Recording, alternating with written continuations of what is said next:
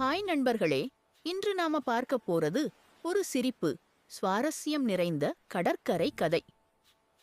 இதுதான் கொக்கும் நண்டும் நட்பின் அலைகள். எங்கள் நண்பர்கள் கோகி, நந்தி எப்படி கடலாபத்துகளில் இருந்து ஒரு இன்னொரு நண்பரை காப்பாற்றுகிறார்கள் என்பதை பார்க்க போறோம். தயார் இருக்கிறீர்களா? ஆரம்பிக்கலாம். ஒரு அழகான கடற்கரை கிராமத்தில் கோகி என்ற வெள்ளை கொக்கு வாழ்ந்தான். அவனோட நண்பன் நந்தி என்ற நண்டு இருந்தான். அவர்கள் தினமும் சந்தித்து கடலுக்கரையில் விளையாடுவார்கள். இன்று காலையிலும் அவர்கள் சந்தித்து சிரித்தனர். கோகி பறந்து நந்தி அவனோட நிழலை துரத்தினான். இருவரும் சின்ன சின்ன அலைகளோடு விளையாடி சிரித்தனர். அவர்களின் நட்பு கடலின் ஆழம் போல் ஆழமானது, மணல் போல் மென்மையானது.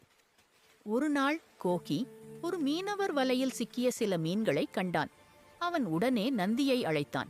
நந்தி, நாம் அவர்களுக்கு உதவணும். நந்தி கடலுக்குள் சென்று வலையை வெட்டினான். மீன்கள் விடுவிக்கப்பட்டு களியாட்டம் செய்தனர்.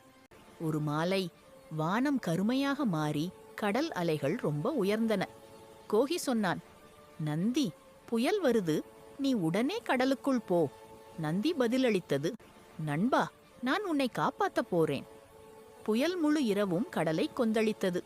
நந்தி தனது நகங்களால் கோகியை கயிறு போல கட்டி இழுத்தான். அலைகள் அடிச்சன, பாறைகள் தள்ளின. ஆனாலும் நந்தி விடவில்லை. சில நிமிடங்களுக்குப் பிறகு கோகி பாதுகாப்பாக மணற்கரையில் படுத்திருந்தான்.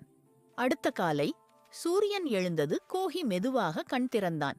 நந்தி அருகில் இருந்தது. நண்பா, உன்னை காப்பாத்தினேன். இருவரும் சிரித்தனர். அந்த நாளிலிருந்து கோகி மற்றும் நந்தி கடற்கரையின் உண்மையான பாதுகாவலர்கள் ஆனார்கள். இந்த கதை நமக்கு சொல்லும் பாடம் என்ன தெரியுமா? நட்பு என்பது கடல் போல் ஆழமானது, மணல் போல் மென்மையானது. இன்றைக்கு நாம பார்த்தது கோகி மற்றும் நந்தி நட்பின் அற்புதம். உண்மையான நண்பர்கள் எப்போதும் ஒன்றுக்கு ஒன்று உதவுவார்கள். கடலின் ஆழம் போல் ஆழமான பாசம் காட்டுவார்கள். இந்த கதை பிடித்திருந்தால் லைக் பண்ணுங்க, காமெண்ட் பண்ணுங்க மற்றும் சப்ஸ்கிரைப் பண்ண மறக்காதீங்க. அடுத்த கதையில் மீண்டும் சந்திப்போம். வணக்கம்.